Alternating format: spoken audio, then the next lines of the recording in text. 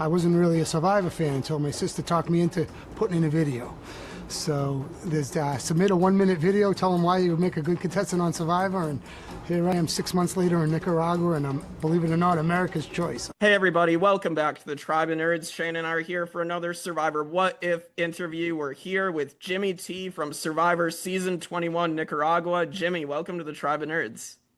Hi, thanks for having me, guys. I always like an opportunity to answer the what ifs because I've already done it 1,000 times in my own head. Yeah, absolutely. I think all you guys seem to. It's crazy to kind of like think about like what could have happened had like just one thing broke differently for you. Well, if there's ever a game that existed that the what ifs are so many, because all it takes is one little thing to change the nature of the game, somebody's perception. For me, I think it was when I tried to help Dan, God rest his soul, threw a stack of wood on the fire and just smothered the fire. And I said, Dan, you don't want to do that. You need to let air at the fire. So move a couple sticks this way, a couple sticks that. And he got so over defensive. He hated me from then on. He goes, I know how to make fire. You don't tell me how to make fire. No. I said, well, clearly you don't. And after that, he was just looking for he was putty in Marty's hands. Yeah, absolutely. I'm a big Marty fan on the show, but I'm sure you can talk about that a little bit. But I did want to ask you, so our first question we wanted to ask you because we know that from what we've seen online that you got on the show through the Sears fan favorite contest back in the day. So if you wanted to talk about your experience getting on the show, Jimmy, how did that happen?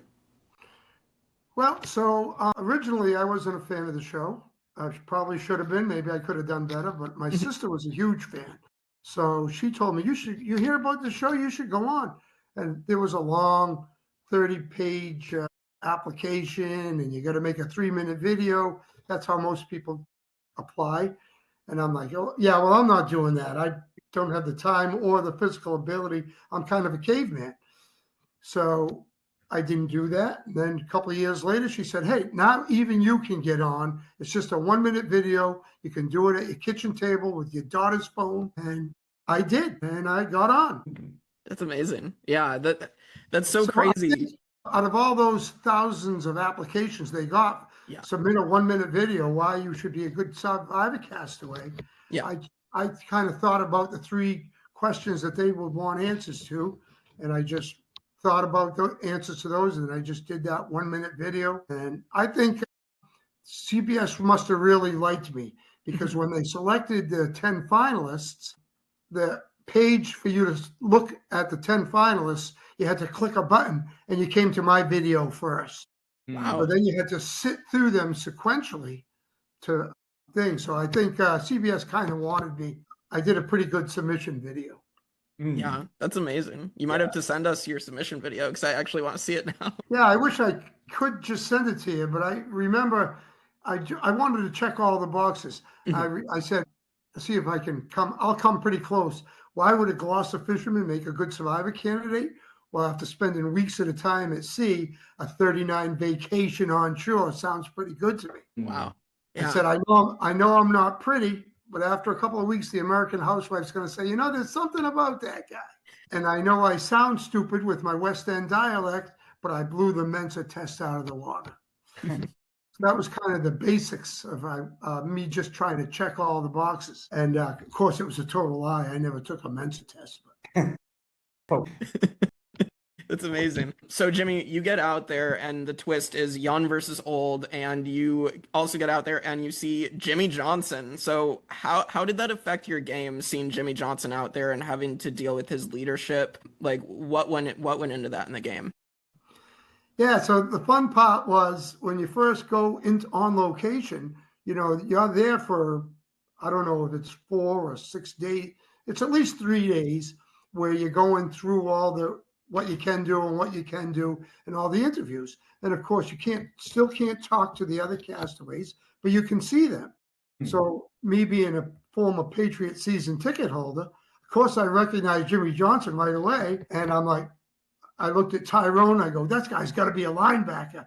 And I looked at Chase. I go, oh, that guy looks like might be a receiver. And And then I saw a couple of girls that looked like cheerleaders. I'm like, I'm on an NFL special, and I'm on because I'm a Patriot season ticket holder. Excellent. But of course, that didn't end up being the case. But I thought I would connect good with Jimmy right off the bat because I know football real well. And of course, I can do a pretty good Jimmy impersonation. How about them Cowboys? So Jimmy and I were great at Ponderosa afterwards, but in the game, he struggled a little bit with the, frankly, with the not being able to have some Bud Lights. He likes those. So, it's old versus young. So you're just with all the older people. Did you kind of hope that you would get to play with some of the younger people, or were you kind of happy when you saw the divisions and that it was by age? Nah, see, I'm kind of childish, so I connect better with younger people than people my own age often. And again, I love to talk about this scene before, those few days when you're at Ponderosa before you go in the game. You're interacting with everybody. You can't talk to them, but there's little things. For example, me being a Gloucester guy, I grew up by the ocean. I want to show them I'm going to be real good at ocean water challenges, right? So we're all standing around the pool. You can't talk to each other, but I go in, I dive in one end, I swim the full length underwater, do a flip underwater, swim the whole length back out, and climb out of the pool slick and give a wink to Fabio, the kid that actually won. And he nodded, and then he walked over to the pool's edge, dove in, did the same thing I did, but then he added an extra length, and then he climbed out of the pool and winked back at me and said, "All right, brother, we'll be good once we get in the water challenges." But of course, I never got to play with them. So yeah, no, that would have been a really fun thing to get to see you and Fabio interact and play together. Yeah, definitely there were a few people that I connected with and became friends with afterwards that I never got a chance to play with because, well, for 100 different reasons. Yeah, who did you connect with really well after the show? Actually, I become really good friends with Bob Crowley. He was at the finale for ours, and he's a Maine lobsterman, and I'm a Gloucester fisherman. Yep. So since when people say, "Oh, you were on Survivor, how'd you do?" I say, "I won." "You got the $1 million?" I go, "No, that kid's going through a divorce right now and struggling with alcoholism, but I've raised tens of thousands of dollars for charities. I've made some tremendous friends, been to Africa twice, Southern California a bunch of times, and experience." So, and a big part of that is my friendship with Bob Crowley and his family. I've been to all his children's weddings. Bob's been down here in Gloucester around the harbor with me, and we see each other several times a year, visiting back and forth. So that's kind of priceless. Yeah, we love Bob because we met him at some of the charity events in Florida. So Bob's great. Yeah, he's like a living cover of a Saturday Evening Post. He's like a Norman Rockwell with his bow tie, and he's a great friend. Yeah, it's amazing. Shane, you had another what if to run through with Jimmy. Yeah. So, when you got voted out, it was a pretty close vote between you and Dan. So how do you think the game would have gone for you if Dan gets voted out in your place and you're there and you get to the swap and, you're still in the game? Yeah, so I definitely think, the tribe clearly, Marty took control early. He was wise. He took in all the people. He saw, you didn't get to see me building the shelter and me providing all the food because they edit to justify the vote. Right. And Marty clearly knew that I was a contender, and he wanted to eliminate me early. Well, obviously, I was much more valuable in challenges than Dan, who some of the lamest scenes ever in challenges were Dan trying to. He struggled mightily with physical challenges. So, but Marty wanted to keep his minions around, and he did a great job doing it. Yeah. I think Shane and I have a very funny memory of course, of Dan sitting in the chair later in the games. Yeah, in that giant chair. So if Dan gets voted out and you're in Dan's place and you make it that far, are you going to be the one sitting in that chair? There were challenges, I tell you, there was challenges we should have won. And I don't know if you remember, there was a challenge where you had to throw beanbags Yeah. and Yep. land them on top of barrels. So I told everybody, all we got to do is throw high arc shots. And you can actually hear me yelling in the background when Tyrone refused to come out of the games. One of the funniest scenes is me and Jimmy Johnson's here, and like, you got to put me in, coach. You're wasting me here on the bench. And he was. If you look back on that scene, and you will see dozens of beanbags at the bottom of the barrels because Tyrone was throwing line drives that were just hitting the barrels or skipping off the tops. As soon as they put me in, I got 2 quick barrels, and I almost come back and won the game for him. But there was actually another thing. Tyrone, even when Jimmy Johnson was calling him up, Tyrone wouldn't come out, and he kept throwing beanbag line drives and actually blowing the challenge for us. Yeah, I remember that. I do remember that as well. What if Jimmy Johnson put me in and we win that challenge? Yeah, I mean, then yeah, you have the numbers over the young tribe. Yeah. Well, I'm sure I would have hooked up with a couple of those kids because, again, you make connections before you get in the game. When you know the whole story about how you go to the hotel and you go through the finals process. You see everybody that you're going in with the game, and you give a few winks and nods, and you can tell the people that you want to play with.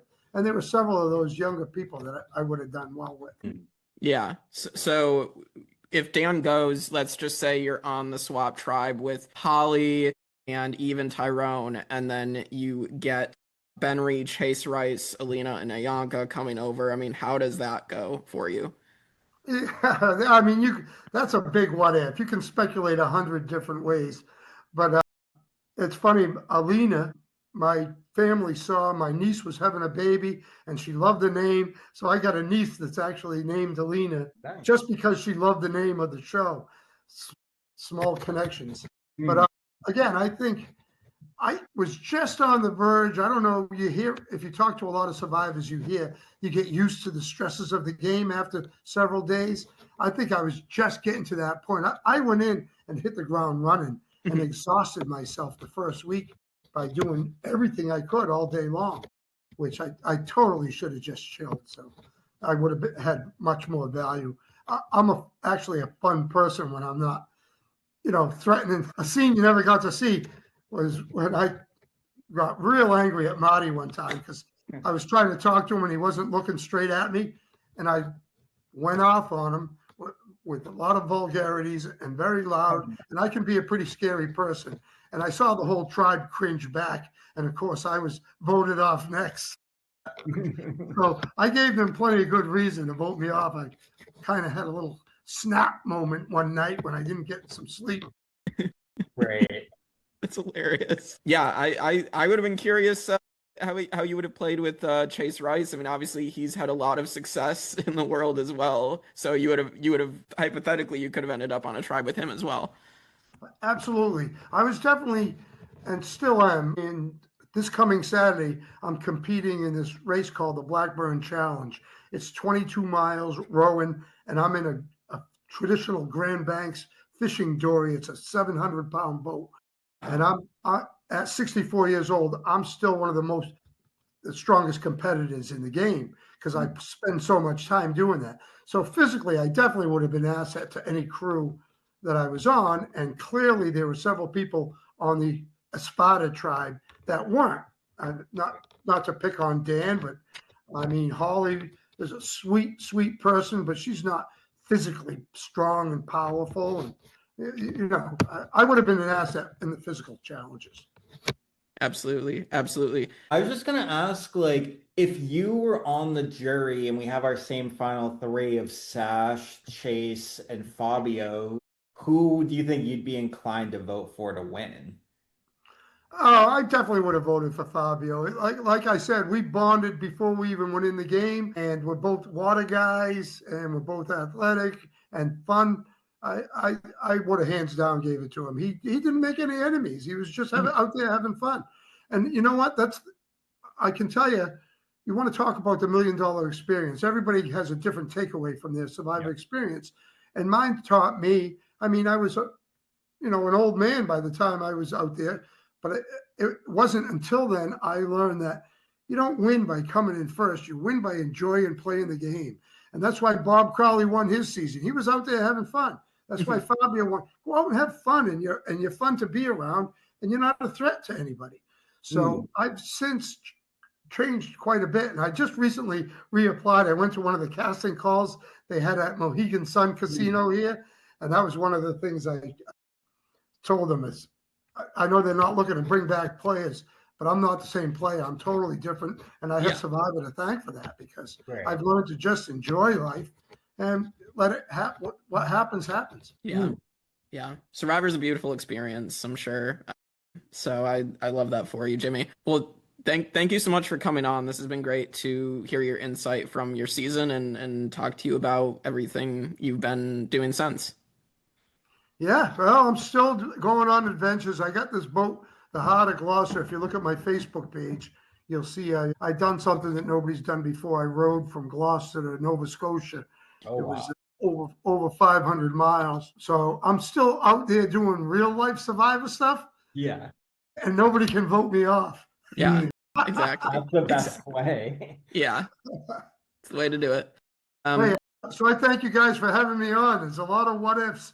And I just like to think, what if, I know I'm past the age but that they probably want to accept people. But, the Patriots said the same thing about Brady, and he went on to win a Super Bowl at Tampa Bay. So you never know.